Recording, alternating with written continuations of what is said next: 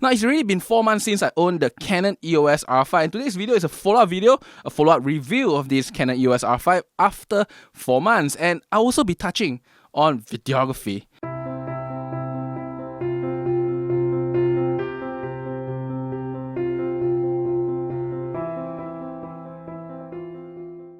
I'm Richard, welcome to ZP Production, and this is the Canon EOS R5 4 months later review video. Now, why do I do a review after 4 months? Is because now I have already kind of used this camera over, I think, 20-30 photo shoots, or maybe even more than that. I think I lost count, maybe for 50 photo shoots, and I also did like 3 video shoots with this camera itself.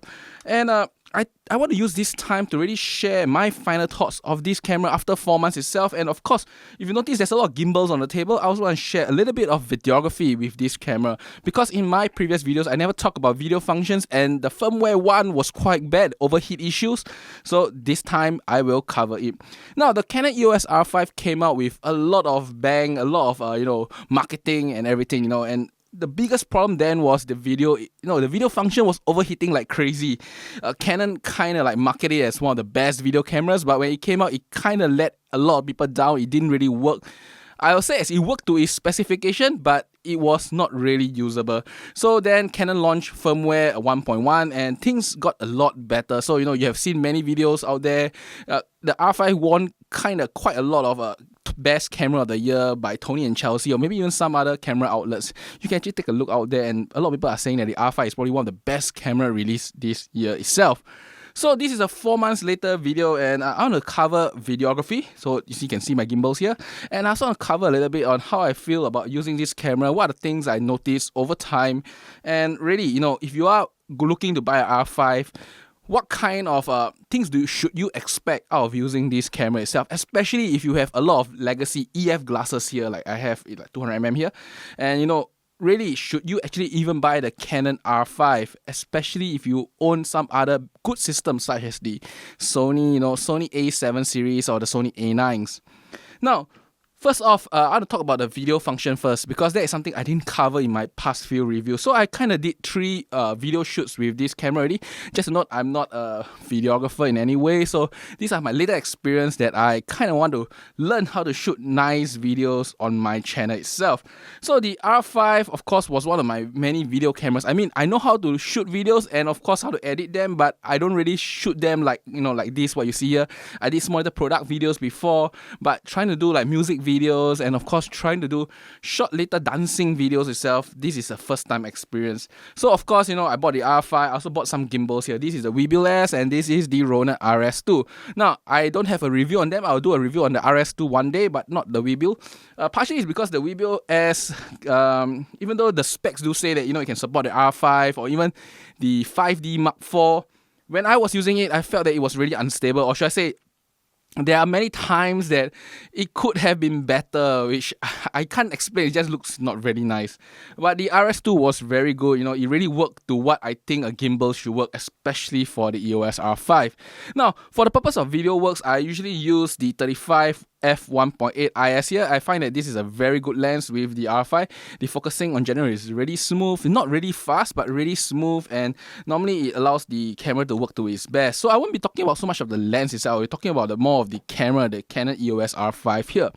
Now, for purpose of video itself, I find that a few things, really that got me thinking when I use. First, let's answer the overheating issue. Yes, this camera will overheat if you just have this as the only camera for a production itself. So recently I shot this music video with my friend Sebu Kos. Yes, she actually have a channel. You can see the link down there. So I did this video. You can see the link up in somewhere above my video itself. So I did this music video with her, and we did a video shoot for about 2 hours and 15 minutes. It's about that long for the video shoot itself. In total, I did about 48 clips, and out of these 48 clips, 25 clips were shot in 25 FPS, 4K, All-I, HQ mode. So, it's actually a 8K downres. And then I have another about 20 plus clips on slow motion, which is 100 FPS, All-I, and it was shot in 4K, of course. So I was, of course, using the CF Express cuts here because, if you don't use the CF Express cut, you can't take slow-mos in any proper way. So that is the cut I have in the camera itself. Now, For overheating, yes, it does overheat, but let me explain. No, so whether can you actually use this camera for a small little project like mine? For the first 25 clips, they range between 30 seconds to about, I think, 4 minutes. I think the total length of all the clips together for the first 25 clips were about 35 to 40 minutes. I can tell you that in that first 1 over hour of the photo shoot, this camera really don't, I would say, as bother me in any way for the overheating itself. The clips were shot in like short little segments, like 4 minutes, stop 1 minute, 1 minute, stop 30 seconds, 2 minutes, stop 30 seconds. And, you know, we were shooting really quickly to cover every single clip we need for this particular video itself. And it didn't really overheat. I didn't even see the overheating sign. The overheating sign only came out later, much later, when we actually went into the slow-mo. While for the first 25 clips, as I said, for 25 FPS, HQ, 4K, or I, there wasn't any issue. I would say as it ended off, at I think the last clip, there was a 5-minute timer left. You know, normally you will see I think 25 or 29 minute marker for 25 FPS or IHQ, but at the end of that particular segment, I have about 5 minutes left of it. So there was no big deal. I would say as if you are doing smaller productions, doing 25, 30 or 24 FPS HQ, I think this camera will serve you well as long as your clips like 1-2 minute and you have breaks, like 30-second break in between each clip. Just to note, for the entire segment, the camera was never off. The screen was flip out like this. No, it was mounted on the gimbal. It was like this, open up. IS was disabled because using the gimbal with IS caused weird jerkiness. Overall, you know, the video experience was quite decent during then. Now, the moment I enter into 100 FPS to get my slow-mo shots, that is where things get a lot trickier. I would say as for every, when I converted from the video, first part of the video, which was shooting 25 FPS HQ, then I changed to slow-mo. The timer shows 2 minutes left. So actually the whole team took a 15-minute break. We just off the camera, drink some water, took a 15-minute break, and the amount of minute didn't recover much. I think it recovered to only about 3 minutes of slow-mo. I remember it's about 3 minutes. So during those 3 minutes itself, I shot many clips. I think about 10 clips later, each clip about 10 to 30 seconds, and then it overheated. So when it overheat, I purposely did not allow it to have 0 in the timer. So every time I see I would say as during that segment, every single recording had an overheat warning, but it never officially shut down on me. So every time I see the warning, I told myself another 10 seconds, then I will stop it. So I'll just stop it. Then the timer will write 0, but it is not overheated yet, you know, not totally dead. So I will just off my camera for about a minute or two, and then I'll see my timer back to a minute or two again. Then I just keep repeating this, which means that at the end, the last 10 clips, you know, they only range between 10 to 30 seconds. Every 10 to 30 seconds of slow-mo recording, I have to stop about a minute to ensure that I never reach overheating. Because if you go online and read, if you reach overheating where the whole camera shuts down, it will take even longer to recover. And just to really recap, my whole video was shot within 2 hours and 30 minutes, and the entire time the weather was cooling. I would say it's about 25 degrees, and it was slightly drizzling in fact. Still, the camera will overheat in slow motions. So just to note, you know, if you are intending to use this camera to capture 100 and 120 FPS, that is definitely something that will happen, especially if you take even a lot of clips. Now, the only way to prevent that from stopping your video shoot is to off your camera every time. The only issue is that it takes a little bit of time, like 5 to 10 seconds before the camera boots up again.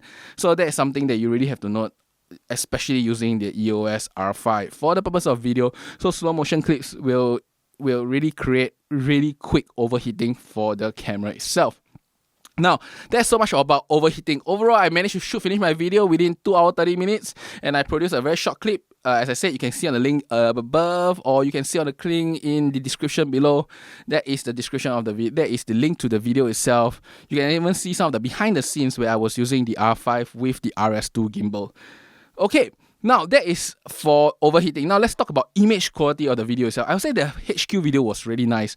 I shot a few videos, as I said, 3 so far, and all the time when I use HQ, I would say the quality is really good. Noise was very minimal at ISO 800, ISO 1000, ISO 1250. Some of these close-ins I show you now, yes, exactly, you notice that there is very little noise in those clips themselves.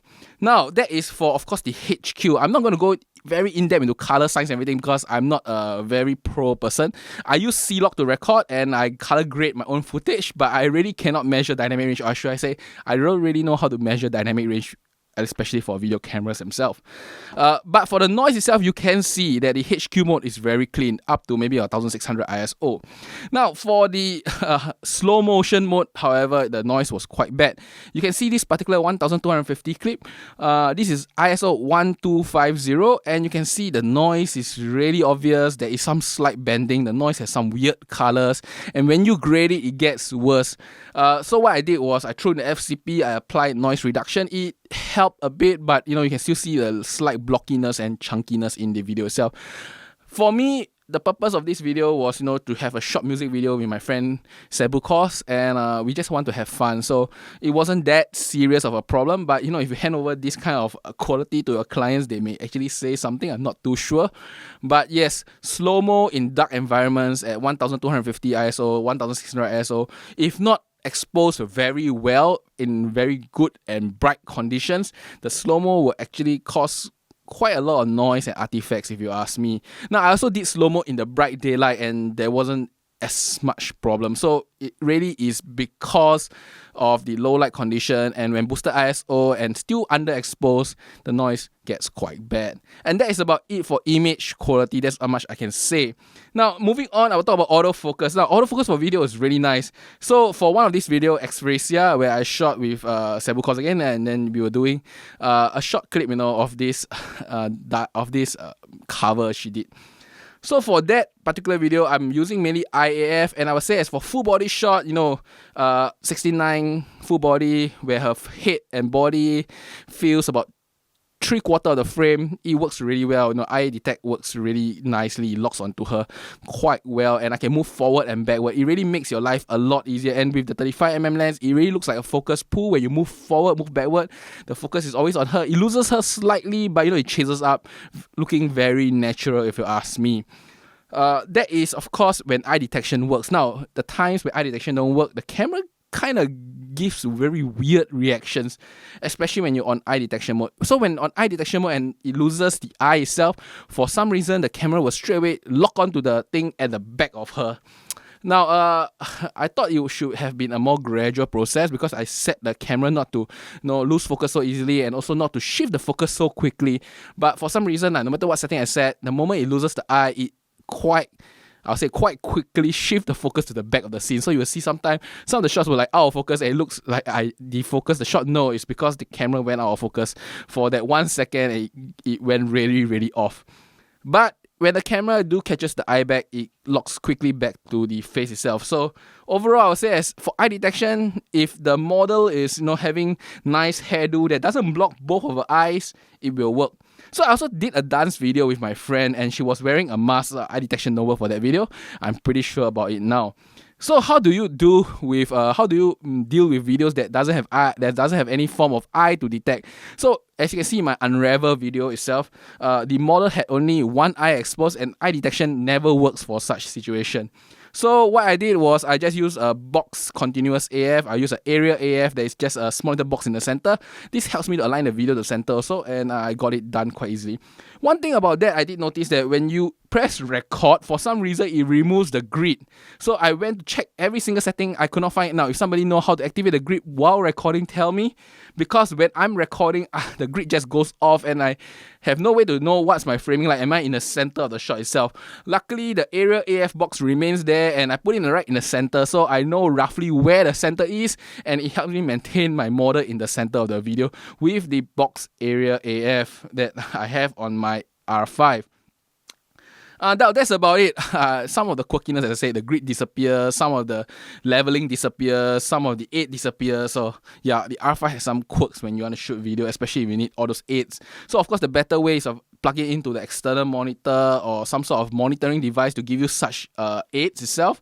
But the fact is that if you want to mount it on gimbal, to plug all those in is quite a hassle. So yeah, I'm trying to figure out how to have those grids at least when I'm recording, because without the grids I really get off the frame quite easily. Luckily for a gimbal, they level for you, but trying to maintain your framing is quite tough, especially when the focus aids are gone.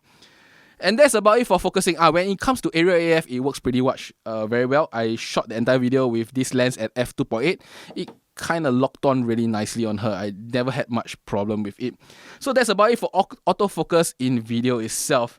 Now, for video, just to note, if you are mounting on a gimbal, you have to deactivate the IS on the camera and in the lens itself.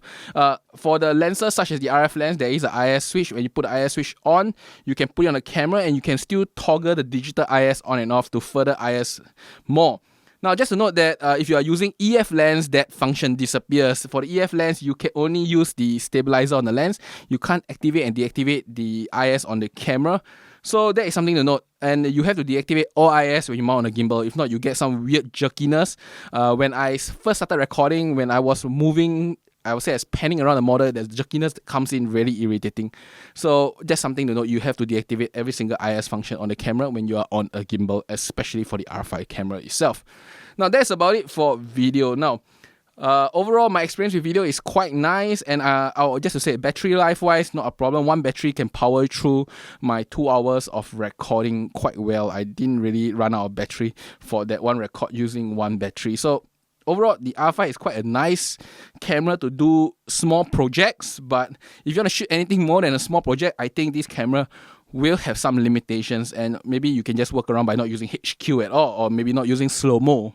That's probably how you deal with this camera for the purpose of video. Now, going on to the last section, which I want to talk about, is how do I feel about this camera after 4 months? Now, I'll say as the camera is really nice. I mean, the autofocus was great. I did so many photo shoots with all the lenses, all the different EF and RF lens, and I really enjoyed the entire experience itself. There are times where certain lenses don't work very well. I did notice that Sigma lenses that are very old, I think something before 2018, have some issues, because at one point I think 2017 or 2018, Sigma actually introduced a better AF motor with a better algorithm for the lenses. So when you mount those newer ones on the R5, it focuses really well, and you mount the older ones such as the 85 1.4, the Sigma 12300, it just doesn't work very well. I mean, there's a miss rate of 20-30%. Quite irritating if you ask me. Now, if you are using EF lenses or RF lenses, you won't have much problem with the R5. But if you are using third-party lenses such as the Sigma, as I said earlier, or even Tamron, I did notice that Tamron lenses, firstly, IS doesn't work when I was testing last time. And secondly, the autofocus is a bit jumpy to me. It works. When it doesn't work, it goes crazy.